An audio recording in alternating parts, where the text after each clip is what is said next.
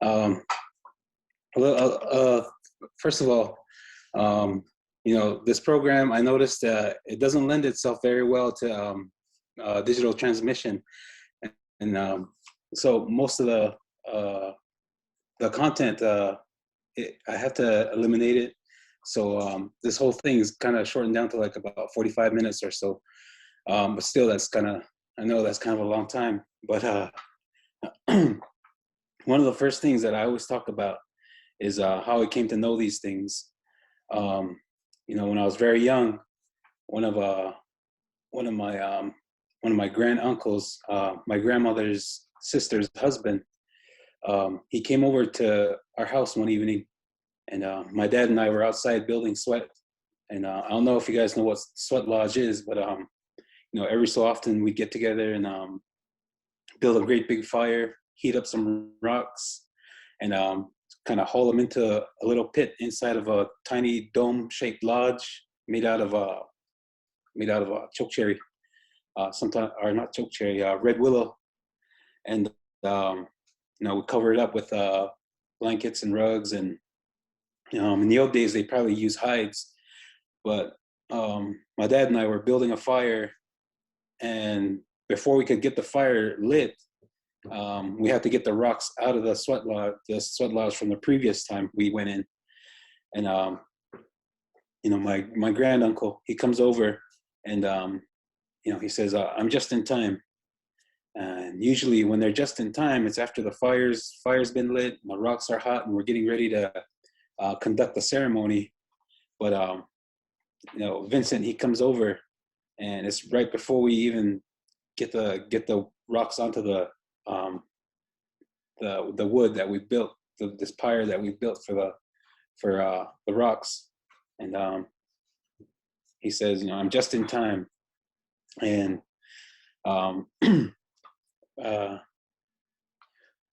so we're getting ready to light the fire, and it's before we even get started.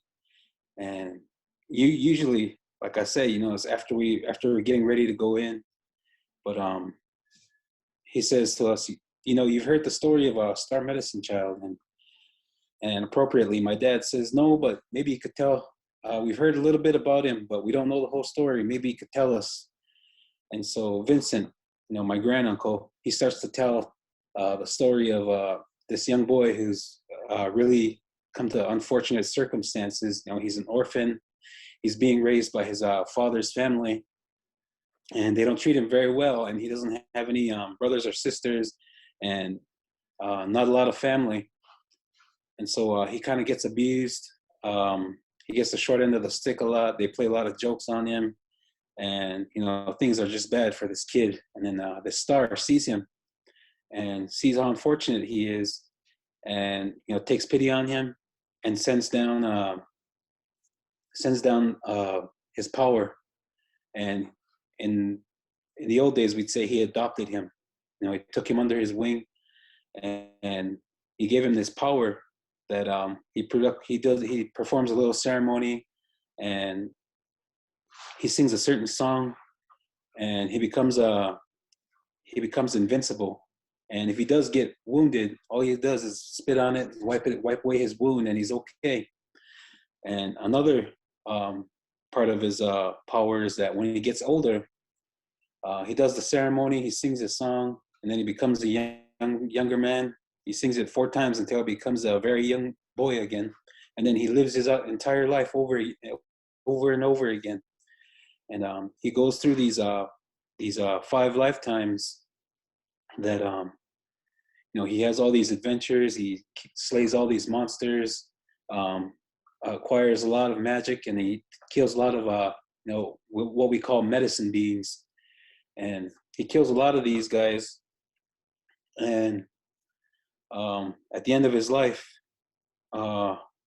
before he makes himself young again, he throws away his medicine, and he says, I've lived enough lifetimes, and I'm ready to join my relatives on the other side.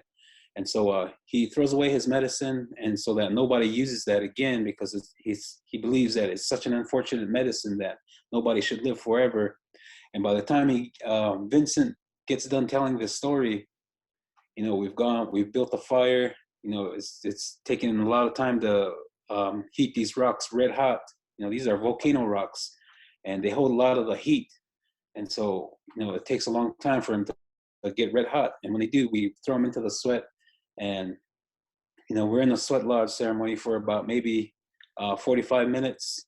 Even that's kind of a stretch to say 45 minutes. But, we're in there for a long time because he's telling his story. And we get done with the ceremony. We get out, wash ourselves off in the river. And we stand by the fire for a while, get dressed, and he's still telling his story.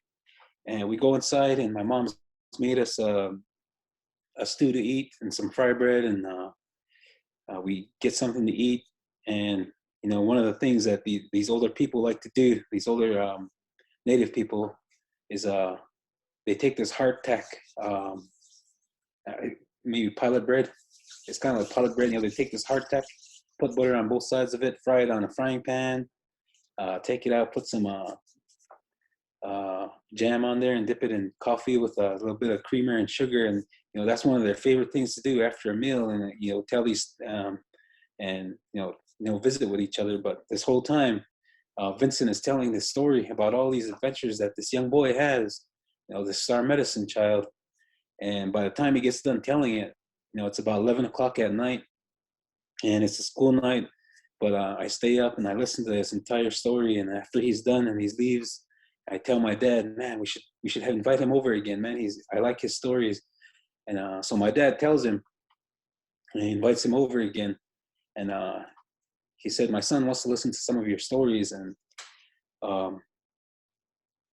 he invites him over, and eventually, he's more than happy to do it all the time. Eventually, he becomes my mentor, and everything I've learned from Vincent. And so every time he comes over, the story that he's going to tell, he says, "Do you want these things? We call them fairies. These fairy stories. We call them Bali Chijua, the wintertime stories. And they're kind of fantastic stories, involve a lot of magic and unbelievable things." And the other story, he says, and he says, those are the real stories, the stories that tell us where we've come from. And the origins of our people. We tell them in fairy story, and then we tell them in a real story. And he says you should know both sides of it, so that you understand it more. He says, so that if you want to tell it, you can tell it with with a lot of understanding. And so this is the story that I've heard from him when he told me where we came from. And this is the real story of it. This is a story that's been handed down generations, and who knows how long. But in this story, one of the points of reference is I'm a prior person. And so a lot of my relatives are from the prior area, and that's Chief Pleniku's people.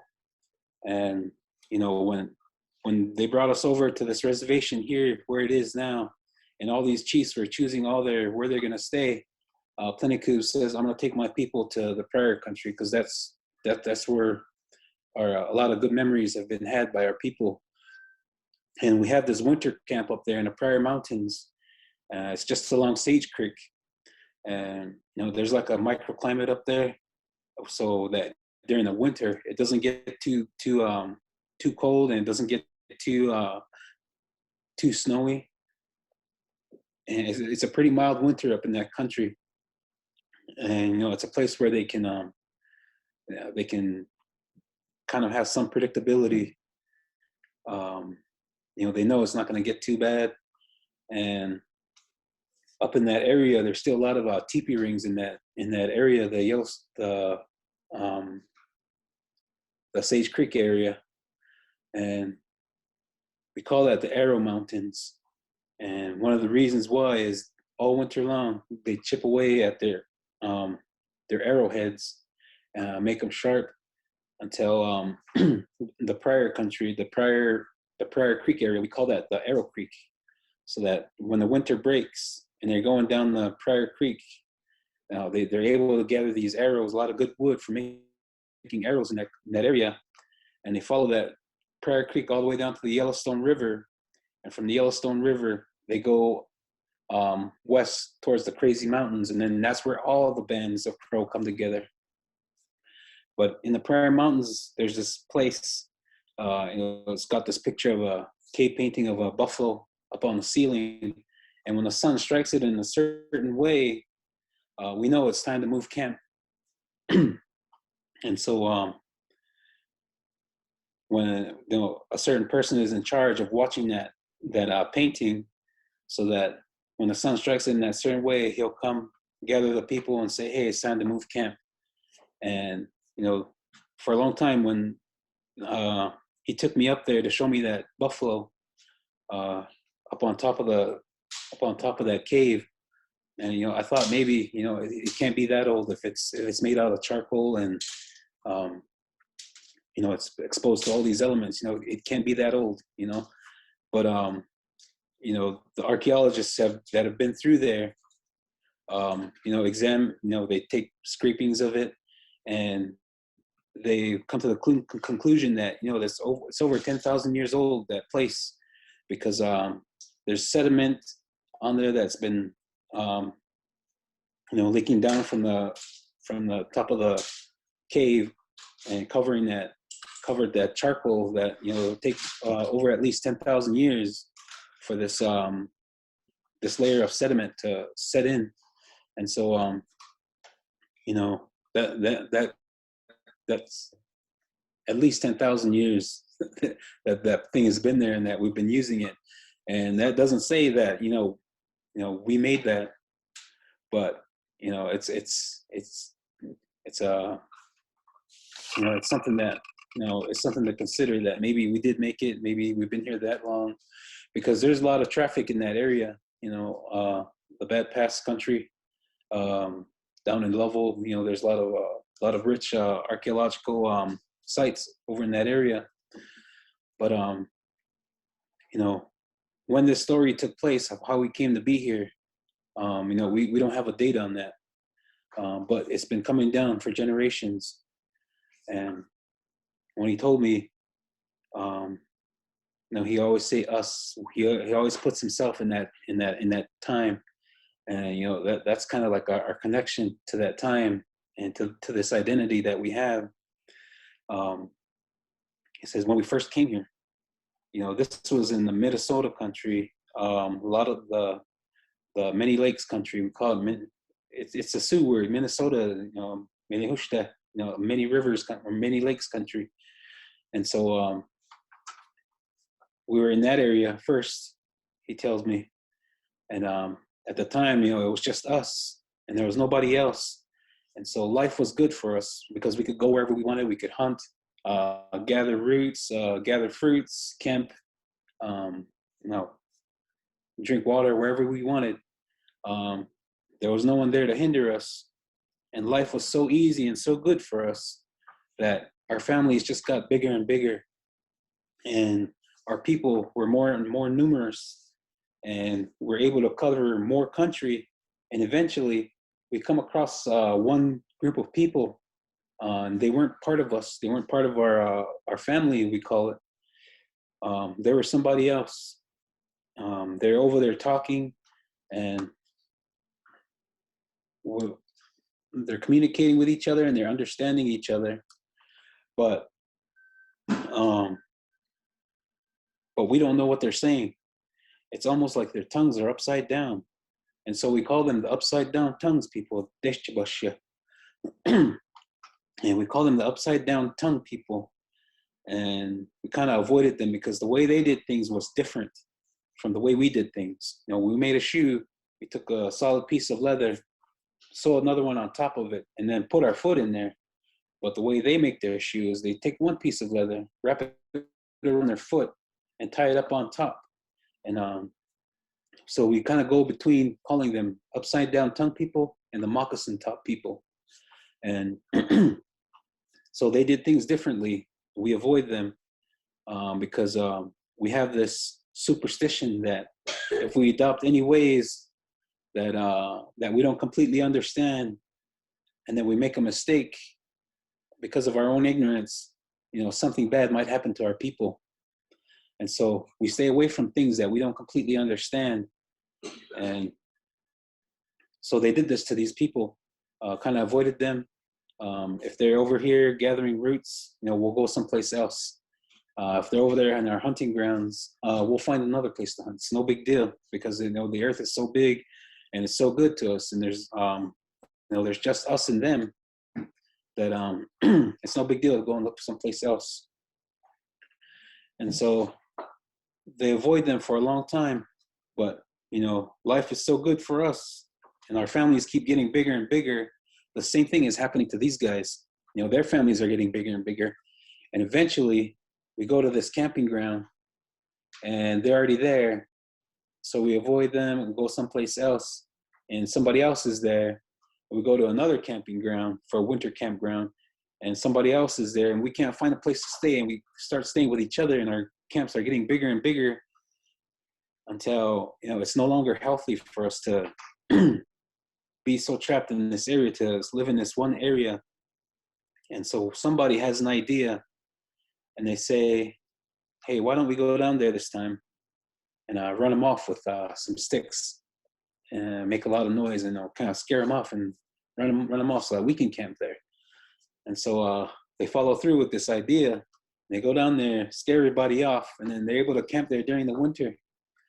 And next winter, they come and do that to us. It goes back and forth until one day, one of our leaders decides, hey, let's not run away this time. Let's see what happens if we stay. So they come after us and trying to scare us off, and we decide we're going to fight them back.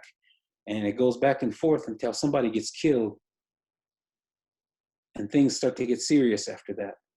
Because once someone sheds some blood, the other side, they're really mad about this.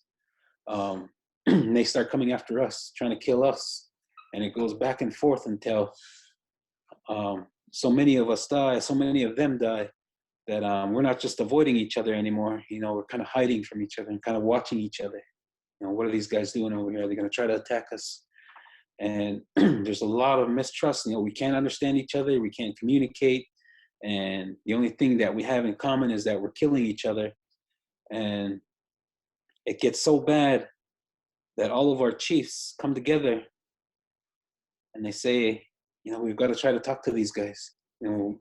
Maybe there's something we can work out. We're every year, we're losing a lot of our family. We're losing our sons, our grandsons, our nephews. Some of these boys, their husbands. They got families that they need to look after, and they're getting killed, and no one's looking after these people. And it's very hard for us, and I'm sure it's very hard for them, they say. But one of these chiefs, and this is where we Crow Indians come from, he stands up and he says, it's a good thing that we want peace. It's a good thing that we want to avoid all this suffering. We don't want these women to mourn anymore. But having an enemy, it's made us a lot stronger. It's made us harder men. We weren't very fast before, but now we're real fast. We weren't very cunning before. We were kind of slow, but now we're very cunning. And before, we weren't warriors, but now we are warriors. And I think that's a good thing, he says. It's good to have an enemy to make us stronger. Because if we have an enemy, we have to think more. And we're a lot more stronger and a lot harder than we were before when we didn't have enemies. And so these other leaders, they look at him and shake their heads. There's something wrong in your heart, Big Nose. There's something not right about you. If you want people to suffer, if you want people to continue to die. And so this Chief Big Nose, he says, this is for all of us to decide. It's not just me, but that's just how I feel. That it's good to have an enemy. If the council decides that we should pursue this way of peace, then I'm not going to go against it. We should vote on this, he says. And so they do. All these chiefs get together and they outvote him 14-1. And they decide, we're going to try to talk to these people. And so all these chiefs, they come together and they send out an emissary to this other people to try to communicate with them. And the best they can do is this crude form of sign language. But they're able to exchange ideas. They're able to come over, and all these chiefs are able to sit together and discuss what they're going to do. They're saying the same thing. We're tired of this fighting. We're tired of burying our young men. We should figure out a different way to do this. And so what they do is they decide, we're going to get this camping ground during this winter. Next winter, you guys can get it. We're going to hunt this hunting ground this summer, and next summer, you guys can hunt that area. And we're going to dig up these roots and gather all these fruits this season. The following year, you guys can have it. And so they work this thing out. In the spring, they meet. In the fall, they meet. And it goes back and forth. They have these great big councils where these two tribes come together, and they're having feasts. They're exchanging ideas, and they're singing songs together. They're making friends out of each other. Before that, these were some terrible enemies. But that spring council and that autumn council is where they meet. And whenever they meet, it's a very festive occasion. They're there together for maybe a month long, until they break camp and everybody goes into their winter camping grounds or their summer hunting grounds. And it's a very exciting time. And Chief Big Nose is over there, kind of bitter about all this. He doesn't have an enemy. He likes to fight. And as long as they keep him away, because there's other people on the other side that are feeling the same way. They're very bellicose and belligerent, looking for a fight. And as long as we keep these two parties away from each other during this council meeting, there's not going to be any fights. But somebody's not watching, and these two accidentally come together in a gambling game. And one side accuses the other guy of cheating. The other guy calls him a liar. Then a fight breaks out, and we end up killing one of them. And now everybody's kind of scared. Everybody's shaking up, not only because of a fight and somebody getting killed, but because there's so many people gathered together in one area. All of our tribe is there. All of their tribe is there. And if a fight breaks out, a lot of people are going to get injured. A lot of people are going to get killed. And these chiefs intervene right away, and they split everybody up. And they say, you know what, we need to split up our camp here. We're going to go over there into that hill country. We're going to bury our young man. And after that, we'll come back and we'll have a council. And so these our chiefs say, you guys are very wise. We're going to wait for you guys to mourn a little bit. And when you come back, we'll figure this out. And so they split the camp up, and all our people are over here, and all fingers are pointed at Chief Big Nose. What did you do? Why did you kill that boy? And now there might be a fight on our hands. But there's a lot of bitter talk between the other chiefs and Chief Big Nose. And so our people kind of split up a little bit. Everybody's got a chance to cool down. And maybe 6-7 days later, the other tribe comes back and they say, we're ready to hold a council. And so they talk about what we're going to do for the winter. We're going to camp over here. You guys can camp here. We'll follow the pattern that we've been following. But they come to the business of this young man who's been killed, and they say, they're very gracious. That young man that you guys killed, they say, he came from a family that wasn't very large.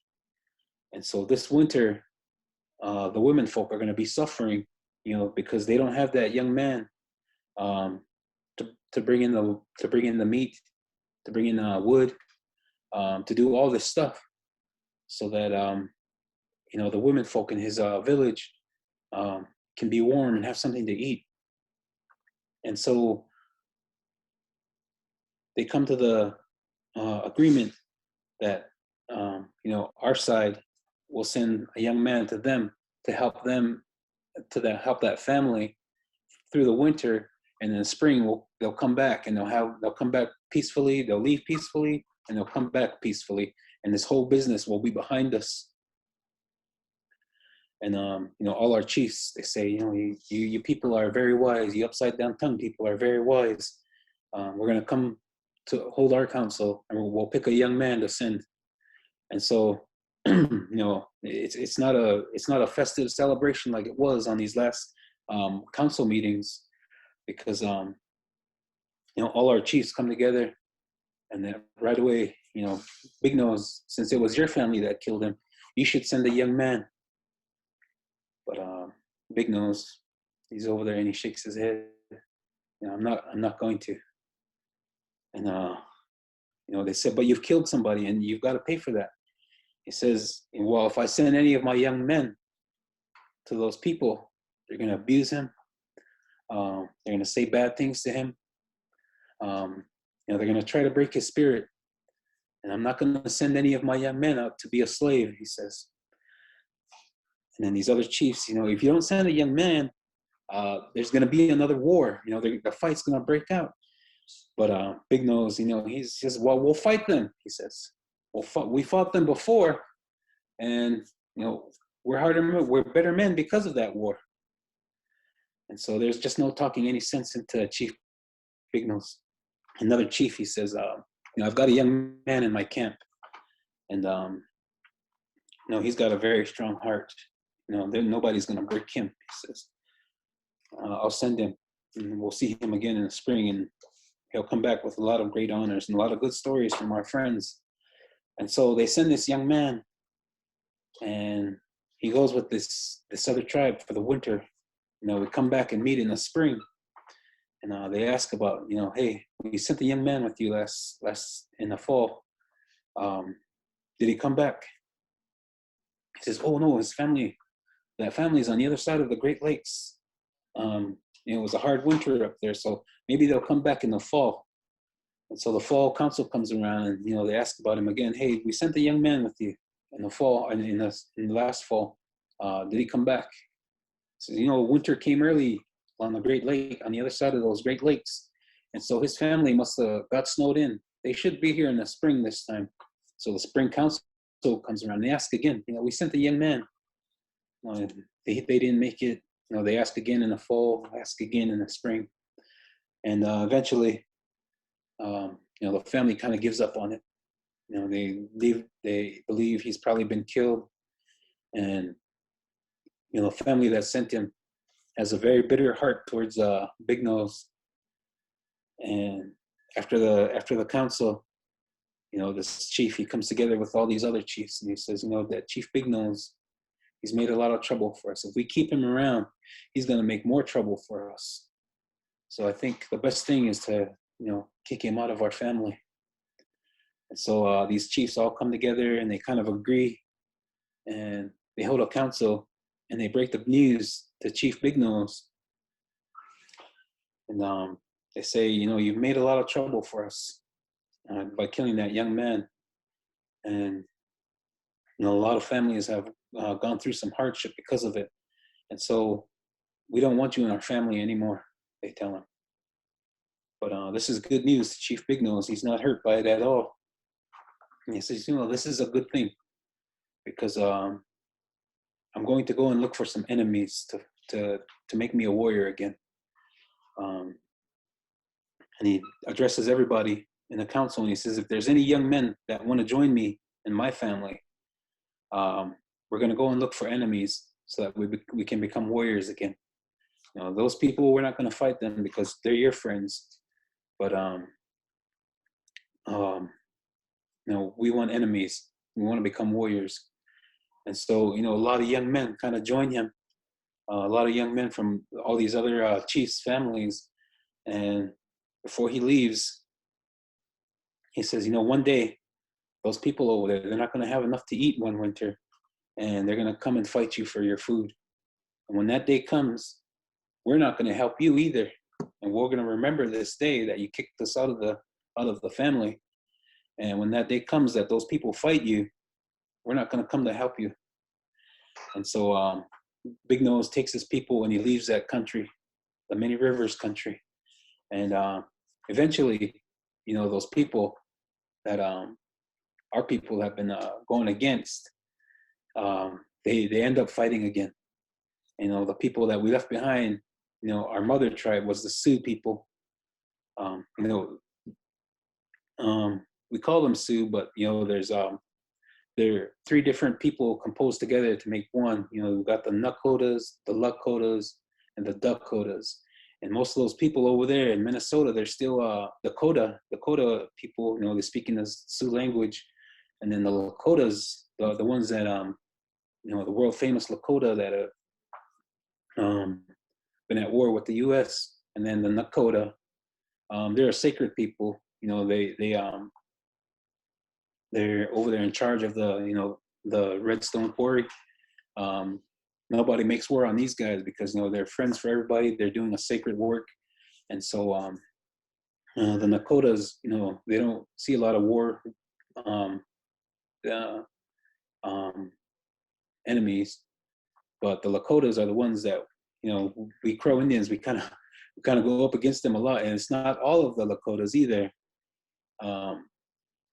It's the Oglalas Lakotas that we've been at war with. They're the war. Those are the crazy horses that you guys know about.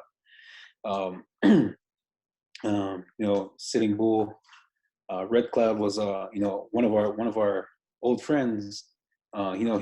His people kind of come to our country still. We're still good friends with them, and so a lot of these young people don't understand this history, and they kind of lump the Lakota as one tribe that has been hostile towards us Crow Indians. And I'm sure there's people over there who see the Crows as hostile towards all the Lakota people, but that's not so. It's very specific to the Oglalas, and so it's so much that the Crow Indian word for the Oglala people is the cutting off our head people. Agashuboshko. We call that just to the Oglala Dakotas, and but the Dakotas, those are the farming people. They grow a lot of stuff out of the earth to eat. But the Lakotas and the Nakotas are the ones that hunt the buffalo and are out here on the Great Plains living in teepees. So when we left that country, we were Sioux, and a lot of our language is still the same. You can still hear these similarities between Crow and Sioux. It's even a little bit closer to the Hidatsa. We were Hidatsa one time, but when we left the Sioux, a lot of young men came with us, and we headed west. And a group of men decided, hey, we should go south. There's a lot of Indians down there that we can find some good enemies. But Chief Big Nose says, down there is the warm country. Up in this cold country, this cold makes us strong. It makes us have to survive this winter. You have to be pretty tough to survive this winter. And so I think we should stay in a cold country, in the mountain country. And so, these two split ways, and they go down, and we keep going. Chief Big Nose keeps all of our people going, and we come across these people, these Mandan villages. Not sure if you guys know where these guys are located, like around Newtown, North Dakota.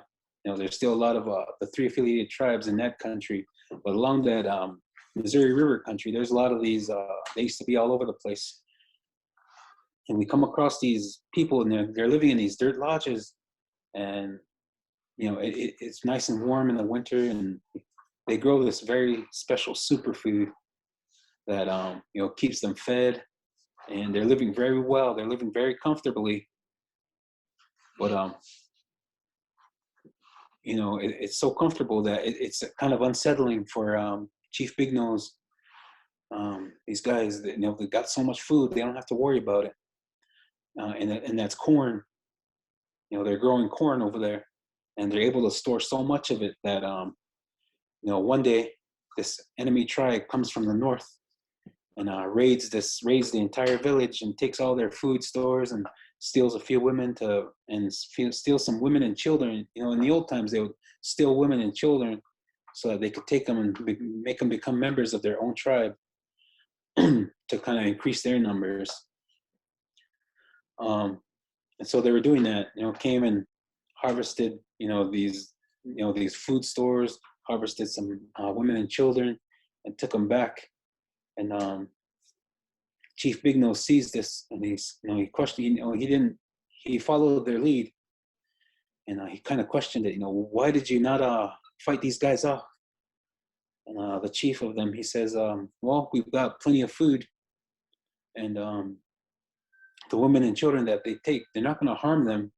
They're going to make them be part of their village, and they've done this to us for years, but nobody has to die over this food. We don't have to go and fight over it. They can take as much as they want, a couple times a year if they want, but we still have a lot of food that we don't have to fight over this. And so Chief Big Nose gets special permission. Next time they come down, do you think me and my men could fight them off? And this chief, he says, yeah, go ahead, but you don't have to. We got plenty of food. And so next time they come down, they come to raid this village again.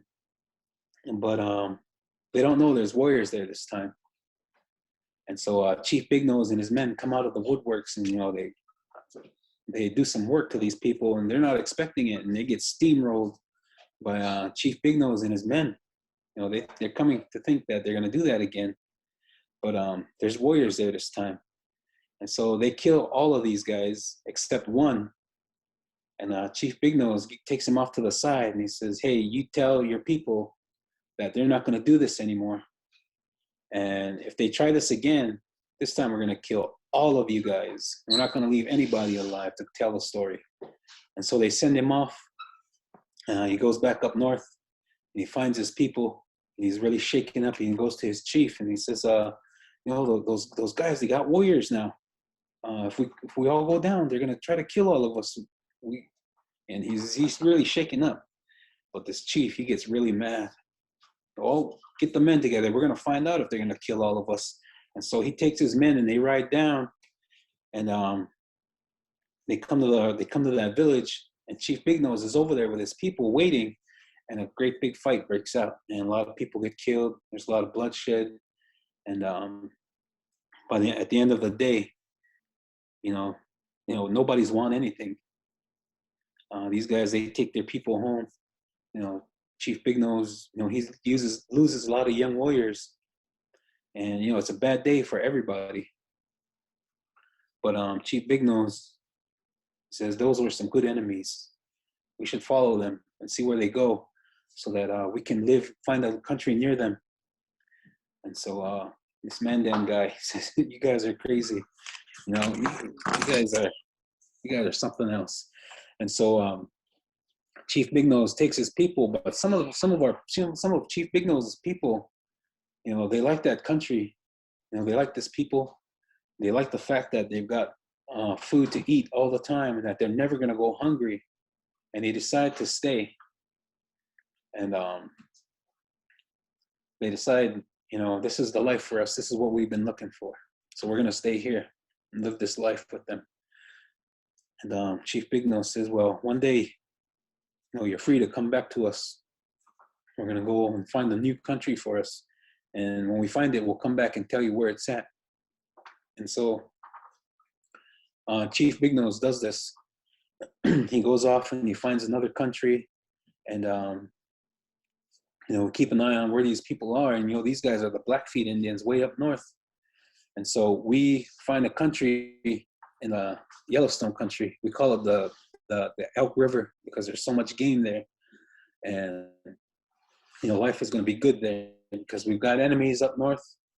Um, there's enemies down south, the Shoshones, and then our old enemies to the east of us if we ever need to go and look for them. But it's a good country, the Crazy Mountains country. They come to the Crazy Mountains, conduct their ceremony, and that's our home country now. So this is where we're going to be for the past 10,000 years. This is where we've been 10,000 years or so or more. The Elk River country has been our home. There's other bands that might camp up there in the Bear Paws, right next to the Missouri River. Some might be further towards the Mandan country. Others might be south, down in Wyoming and Colorado. But every springtime, they'll come all the way back to Crazy Mountains to conduct a ceremony of planting tobacco seeds. And then they'll go back to their summer hunting grounds. And then in the fall, come back to harvest the tobacco so that every one of the bands gets some of the tobacco. And, there's this society in charge of keeping track of this tobacco ceremony. And, we're going to come back to the Tobacco Society here in a minute. That was one of our oldest religions. And another of our oldest religions is, when we lived with those Mandan Indians, they gave us a religion that, it helped them to grow their corn. But when we brought it with us, we apply it to the buffalo because that was our primary food here. And if you guys have ever been to this place up in the Bighorns, it's called the Medicine Wheel. And the Medicine Wheel is shaped after this ceremonial lodge from the Earth Lodges. They got all these places there to put up a pole and to kind of emulate this sacred lodge that we experienced back in the Mandan country. And we bring it here and apply it to the buffalo. And, we use it to kind of help us to find buffalo, kind of see where they're going to be at. They're going to stare at the sunrise and meditate and try to figure things out. Where were we last season? Where were they going to go? And, trying to get a read on where these buffalo are going to be. And eventually, he'll come to the realization that, yeah, I need to take my people to a certain country. And, he becomes a leader, and they kind of give him, supernatural insight into where these buffalo are going to be. And, that's how we pick and choose our leaders for a long time during the buffalo days, we call it. But, eventually, things have to change. When the white man comes, the Crow Indians have been at war for so long with, the Blackfeet to the north of us, Shoshone and Cheyenne to the south, the Paiutes, even the Sioux, the Oglala Sioux start to make war on us. And we've got all these enemies and we don't have any friends at all. We've got Nez Perce, we consider them to be friends, but they're way up on the other side of the mountains. And, they're fish people, and they're not buffalo eaters like us. And so, we've got nothing but enemies all around us. And then one day, these white traders, these white fur trappers come bringing gifts saying, hey, we want to be your friends. We want to hunt in your country. And, that goes a long way with us. And so we kind of become friends with these traders, and eventually they bring their army in and say, hey, these guys want to be your friends too. In fact, one of the first treaties where the U.S. Army comes and have us all sign is called the Friendship Treaty in Fort Laramie. And so, it goes a long way with the Crow Indians to make a friend. And, these guys, they want to be friends with us. And so, and another thing that's impressive too is, the Crow Indians at the time, we had this warrior society, we had all these different warrior societies. And one of the warrior societies, they take a piece of cloth, stab it into the ground, and say, "This is where I'm going to die." And some of these warrior society songs, they're kind of scary because they're wishing for death to happen to them all the time, And so, one of their highest honors is to stick their piece of cloth into the ground and say, "This is where I'm going to die, and I'm going to kill as many as I can before that happens." And so, when they related the flag to these Crow Indians, and they saw that this is what these people do, they don't do anything else, but they're warriors all the time, and they carry their piece of cloth with them, and they have a loyalty to this cloth that kind of mirrors our highest warrior society. And so they kind of become, they kind of admire the U.S. Army because these guys are warriors just like us.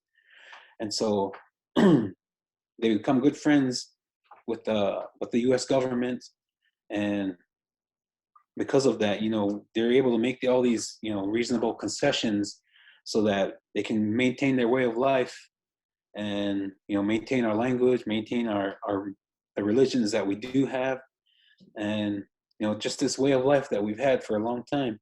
And even today, if you're a Crow Indian, there's treaty rights where you can hunt wherever you want on public lands, and so they make all these concessions, and eventually our land gets smaller and smaller, until one day we decide, are we going to live north of the Yellowstone River, or are we going to live south of the Yellowstone River? And there's great discussion, but that ceremony that I've talked to you about before, the buffalo ceremony, that medicine lodge that we brought with us from the Mandan villages, that's not the only one up in the Bighorns. We have another one over here right by the Bighorn River, right up near the dam there. There's another site there with a medicine wheel, and that's a much older one from the one that's up in the Bighorns, so that most of it is washed down the mountain, washed down the hillside. It's been washed away by the river. And so they send a guy over there, burns red, burned on the side of the face is his name. And he goes over there, he has this vision, brings back that old religion. We're going to try to find the buffalo, because it's been a long time since we've seen any buffalo in our country, and they don't know that, they've been killed off by the railroad, and the herd has been split up. And so they're thinking maybe these buffalo are somewhere, they're underground somewhere, that we've got to bring them back. And so we're going to send Burn on the side of the face to figure this out for us. And so he goes over there, conducts a ceremony, and he's gone for weeks at a time. And eventually he comes back to the Indian Agency up there right near Livingston. And he's got bad news for the people. He says, the buffalo are all gone. They're not coming back. They got to find another way. And so, it crushes the people for a long, because we've depended on the buffalo for a long time, and now there's no more. And so they go to the white chief, the Indian agent, and they say, well, you've got to show us a different way, because we don't have the buffalo anymore. We want to be like the white man here. We want to raise our own cattle and grow our own food, the way the white man does. And so you have to show us. And so they give up some land so that they can bring in cattle and bring in all these people to show these Crow Indians how to become farmers and ranchers. And they leave the Indian Agency, the second Indian Agency, about 1850. And they come over to where it is now on the other side of Hardin here. And they say, we're going to give you some land, and this is how you raise the cows. This is how you raise crop. And, the Crow Indians, they take to this and they become pretty good farmers and ranchers. And, um, but, there's no market yet for our produce.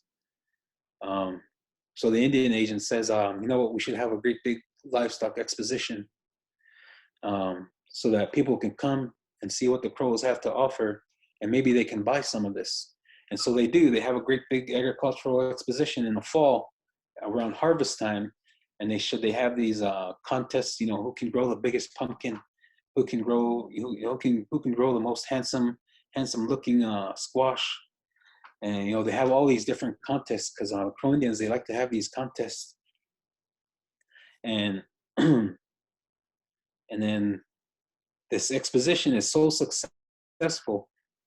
And we got cattle heading to Chicago, we got produce headed up to Oregon, and the train goes right through Crow Agency. And so they're able to access all these markets. The Indian agent has access to all these markets, and it's a pretty good time for the Crow Indians. But eventually, after decades of this exposition, it starts to kind of die away, because the Crow Indians aren't farming and ranching anymore, and the exposition is not well attended by the host itself, the Crow tribe. And so they start to have these dances, and just to kind of bring people in, because they still want to get together and have the celebration in the fall, because it's a good time, because families used to come together, and we used to have a big camp, and it's a shame to let that go to waste. So why don't we have a big dance? Why don't we have a big rodeo? Why don't we have some horse races, so that we have a reason to come together? And so that's where Crow Fair is born, from this livestock exposition. And there's this thing that Crow Indians say nowadays. They say Happy New Year around Crow Fair time, and that's because the Tobacco Society hosts Ajele Daliso, and the Tobacco Society, it's a society that's died ever since we left the crazy mountains. They don't plant the seed there anymore, and they don't harvest it from there anymore, and we don't have a rendezvous there anymore. But the Tobacco Society, they're struggling to stay alive, and so all these families coming together in the fall. Hey, that's a good time. Let's host a ceremony. Let's host a parade dance, so that we can keep the Tobacco Society relevant. And so they host that ceremony there. And in the old days, they come together in the fall up in the crazies to harvest the seed, to harvest the plant, and give it to everybody. And that's the beginning of our year. The beginning of our new year, when we get the new tobacco, when the earth's giving us our new tobacco. And so we consider that to be our new year. But we're not planting tobacco anymore, and yet they go and they still say, Happy New Year, happy Crow Indian New Year. But that's where that practice comes from. You'll see a lot of Crow Indians, wishing each other Happy New Year at the parade dance. That's on the Monday of Crow Fair. And that's where we Crow Indians are now. And you can see I've gone over my hour here, or my 45 minutes here that I've been projecting. But that's where we Crow Indians are now. Is we've gone through a lot of changes in our history as a people. We've gone from being plant people up in the Minnesota country, to being corn people for a little bit, and then to becoming the buffalo people. And once the buffalo goes away, we find a different way to support ourselves, and that's this ranching life. And eventually we become right now, we're coal people. The Crow Indians are all about coal. They're trying to sell coal, but it's a dirty source of energy, and it's not good for the planet. And there's a faction of people, they're trying to hold on to it, but we've got to let it go. We've got to find another source, because this energy is not this source of energy is not good for us anymore.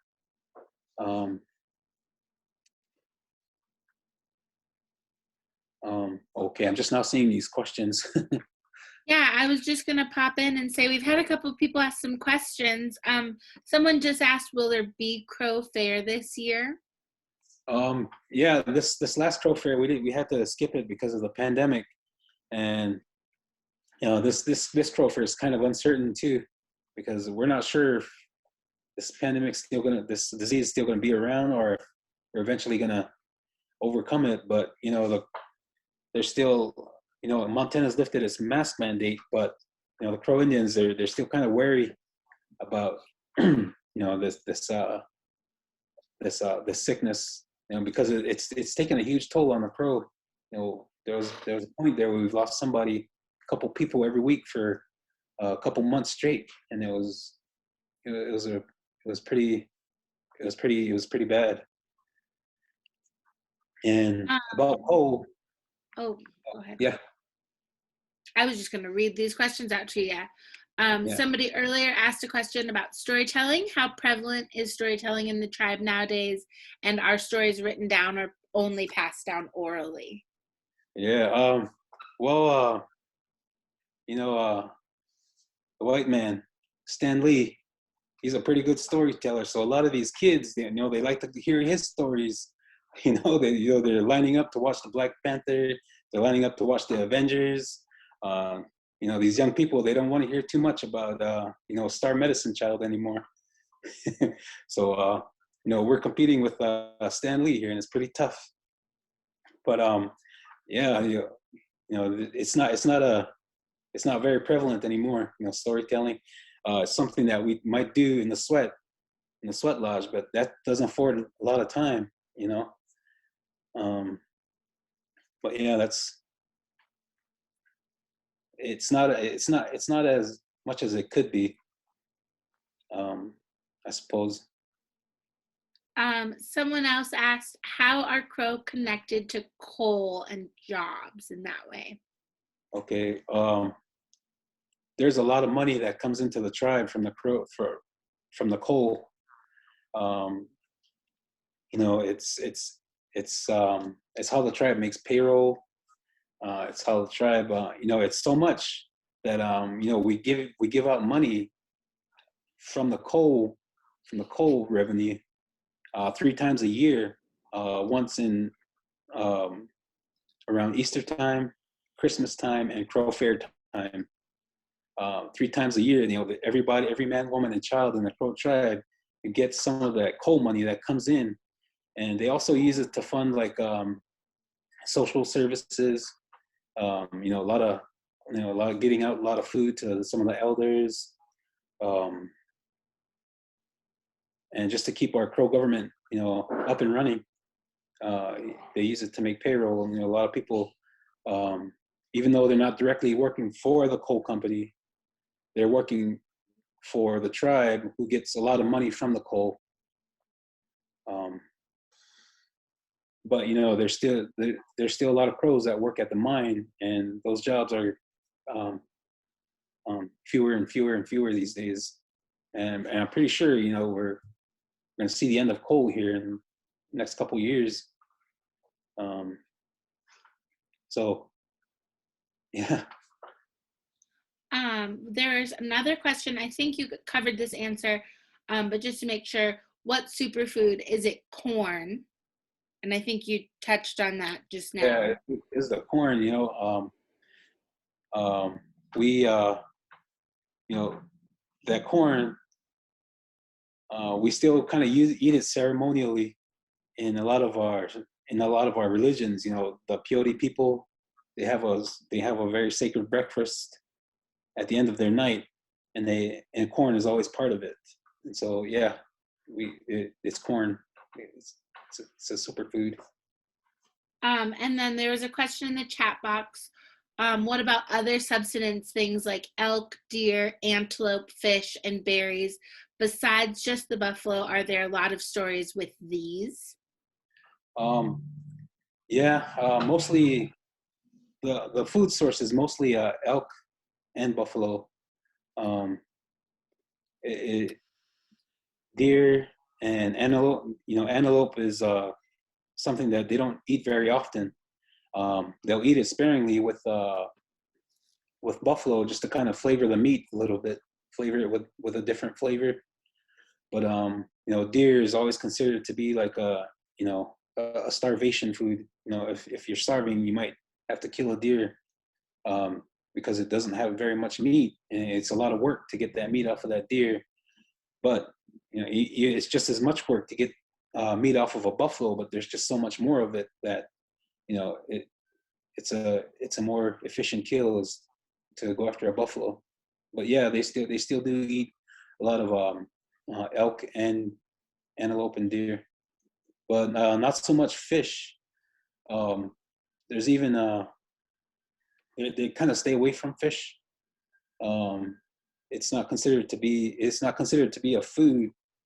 Um, but the fish eaters that we talk about, they're eating salmon, which is considered to be different from the kind of trout that we have here, and fish wasn't something that they ate very often, and I don't think they would even consider eating fish in the old days. There's another question. Do you still participate in sweats and ceremonial traditions? Yeah, we still do. A lot of families, a sweat is considered to be kind of essential to have um, around, and so these young men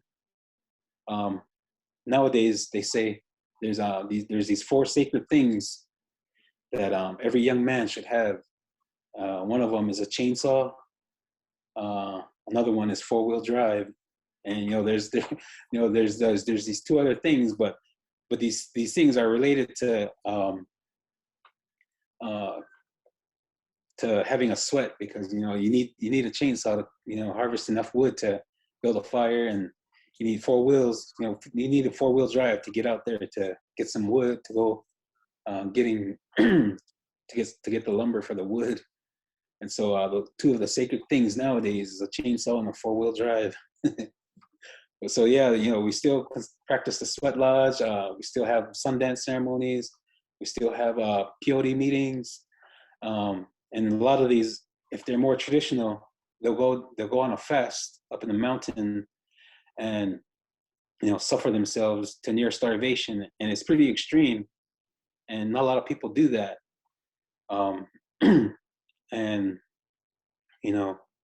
if it's to the point, there's very few people that do this, but they do offer their blood to the earth, and it's a pretty dangerous endeavor to do that, to go up to the mountain by yourself and bring yourself to near death. But yeah, we still do a lot of different ceremonies. Someone else just asked a question about the Sundance ceremony. If you could describe the Sundance ceremony and how it compares with the past and how it shows up in the present day. Okay, the Sundance is actually it's kind of the basis for this talk. Song of the Dawn Priests. The Sundance is the Crow Indians at the time.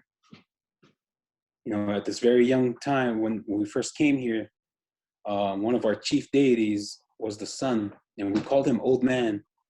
And Old Man has a lot of avatars throughout the earth, and one of the more famous ones that everybody knows about is this Old Man Coyote, the trickster god. And but the sun,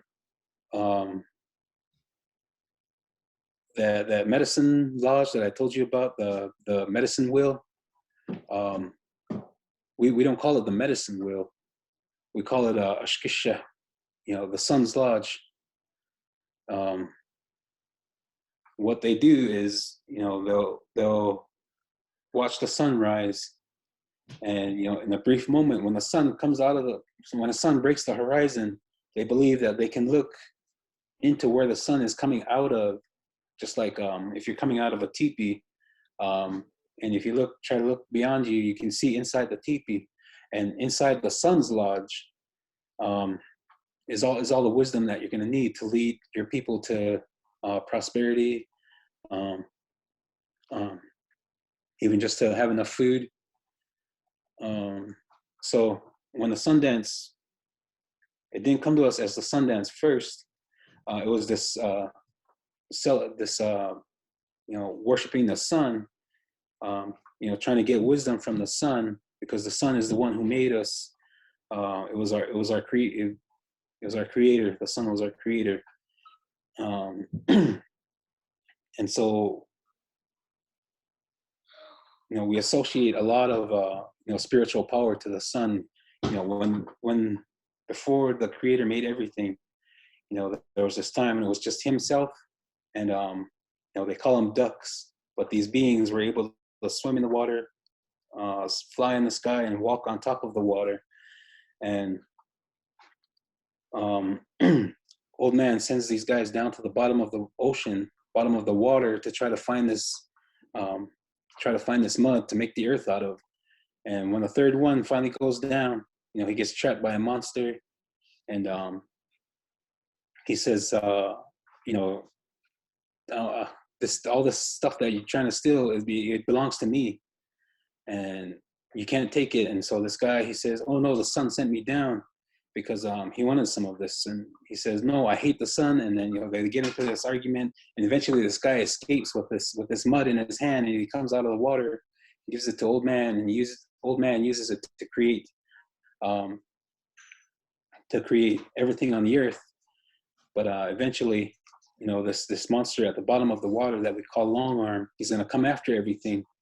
But before that, when that day comes, the creator, he's going to gather all these warriors and put them behind his lodge, so that one day when those monsters come out of the water to reclaim the earth, he's going to have warriors to kind of keep the earth safe. And so the Sundance is a dance that they're not really praying to the sun anymore. Nowadays, they'll hang a buffalo skull up on top of this center pole, and whoever's in charge of the Sundance, he'll dance up to that buffalo skull. And because now the buffalo skull is kind of representing the sun and everything else, and he's kind of showing that, I'm going to dance myself to exhaustion until I fall over, so that you see me suffering and you take pity on me, and then these blessings come after you've exhausted yourself in front of the sun, trying to gain his pity, because that's all you can get from the sun is his pity. Because in the old days, they didn't offer any prayers to the sun. It was kind of considered a dangerous thing to try and talk to the god, because you're just a man. Who are you to ask the god for anything? You're going to ask for the wrong thing, and something bad's going to happen to us. And and so they have this aversion, to talking to God and trying to gain his favor. And so they do it indirectly through the Sundance. They'll go and dance themselves to exhaustion until they fall over and faint, and someone has to come and rescue them, to show that that we are just men, and that we're not going to boast about being strong or being enduring when the sun is around, and when the sun is out there watching us. And so that's kind of like the significance of our Sundance, is to gain the favor of the sun, to gain the favor of God. Okay, so I think we have one more question, and that I think would be great to end the presentation with this question. Do you recommend any books that tell of creation stories? That Frank Linderman, he's done a really excellent job of collecting stories from Chief Plentycoo's people, as well as another author, Lowy, Robert H. Lowy. He did a pretty good job, I think. But Robert H. Lowy, he talked a lot when he came to talk to Crow Indians. Everyone was more than they were more than willing to share their stories with Robert H. Lowy. But unwittingly, those crows that I told you guys stayed behind at the Mandan country. Well, eventually they came back to the Crow people because their corn and everything ran out one time in the middle of a huge ice age, and they couldn't grow any more corn, and the only food that they had was a buffalo. And the crows that stayed over there decided, hey, we're going to join our brothers because they're not starving, they're hunting buffalo, and we're going to be like them.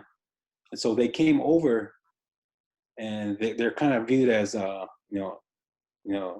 latter crows, and they say, hey, we got this country covered, why don't you cover the Big River country? And so they're eventually called the River Crow Indians because they live up there in the Missouri River country, and they didn't know that was the gateway to the Sioux, or to the Blackfeet. And every time the Blackfeet come down, the River Crows were there to kind of stave off any attacks. But when Robert H. Lowy comes and interviews all these Crow Indians, he doesn't know that he's talking to all these mountain Crow Indians, the first Crow, the early Crows. And and so when he talks to them, he asks, who are those people over there? And so these mountain Crow chiefs, they say, oh, those are the River Crow, the River Crow. And the word for River Crow in our language is Benezapelecha, which means hollering beside the river all the time. And so when Robert H. Lowy asks, who are those guys?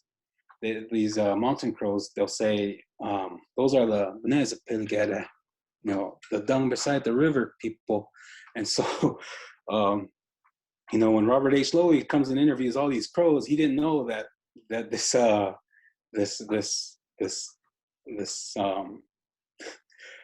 that there was this kind of a rivalry, this kind of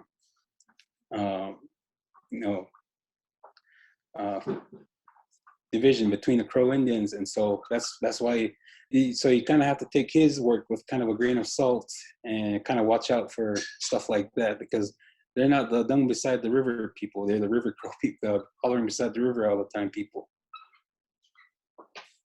But yeah, those two authors, and then of course Frederick Coxey. He's got a good work out there, grading through history. Wonderful. Thank you so much for sharing those recommendations, and thank you so much for sharing everything with us tonight. Okay, yeah. Having me. I'm sorry? Oh, thanks for having me. Oh, of course, no problem.